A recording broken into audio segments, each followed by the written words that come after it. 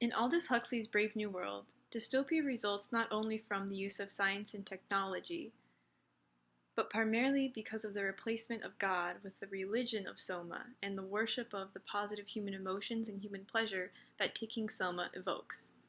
In Brave New World Revisited, Huxley writes, "Religion, Karl Marx declared, is the opium of the people. In the Brave New World, this situation was reversed. Opium, or rather Soma, was the people's religion. Like religion, the drug had power to console and compensate. It called up visions of another, better world. It offered hope, strengthened faith, and promoted charity." Looking through the lens of this quote, as well as another essay Huxley wrote called "The Substitutes for Religion," the two main points of Brave New World become clear. First, that the dystopia results because the society replaced worshipping God with a drug. And second, that organized religion, with its appeal to human emotion, is not that much different than widespread drug use.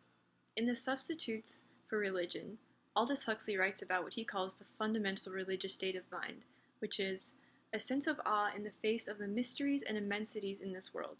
And it's basically this sense of heightened emotion that a human being feels when it connects with something outside of itself, like a divine power. He argues that this is what the Christian religious symbols of the cross or the rites of the Catholic Mass play into. He says, "Ritual, as soon as it is invented, occupies a place of prime importance in all religions, for the rite evokes by association those emotions of awe, which are, for the individual who feels them, the God himself. Thus, the rituals of religion, because of the emotions that go along with them, can become the object of worship instead of God, just like the Soma becomes the object of people's worship in Brave New World because of the positive emotions and the escape from reality that it evokes." This notion is clearly seen in the solidarity service that Bernard attends in Chapter 5. Everyone takes Soma tablets throughout the rituals, and by passing Soma around and singing hymns glorifying making their bodies one, they come to the climax of the service. And eventually, through the singing of more hymns and ringing bells, everyone believes that Henry Ford himself is truly there. Huxley is obviously making a caricature out of Christian services that believe Jesus himself comes to the people because of what are for him arbitrary religious rites and symbols like ringing bells at a Catholic Mass before the Eucharist is consumed. And because of this idea that God comes to them because of the rites of the Catholic Mass, like ringing bells or the prayers that the priest says, their fundamental religious emotion is fulfilled.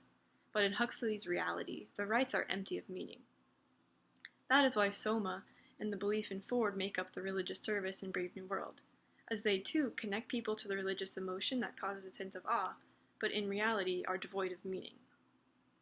I argue that today's society is scarily similar to that of the world state in its replacement of worship of God with drugs that connect human beings to this fundamental religious state of mind, which is connecting them to something that consoles them and lifts them up. In 2013, the National Institute on Drug Use reported that 24.6 million Americans had used an illicit drug like marijuana, which was illegal at the time, in the month before the study. And another study from 2001 asked participants why they use psychoactive drugs. 97% of them reported it was to relax, and 96% of them said it was to become intoxicated.